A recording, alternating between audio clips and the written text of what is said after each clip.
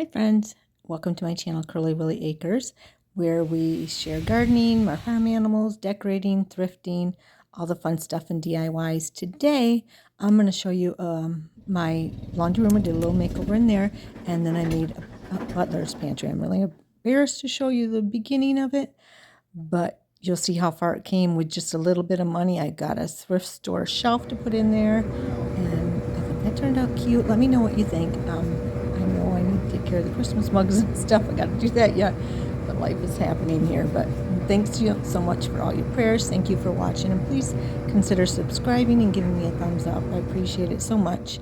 And here is the before, and this is during, so I'll show you the after. Thank you for stopping by, and I'll just leave you with some music.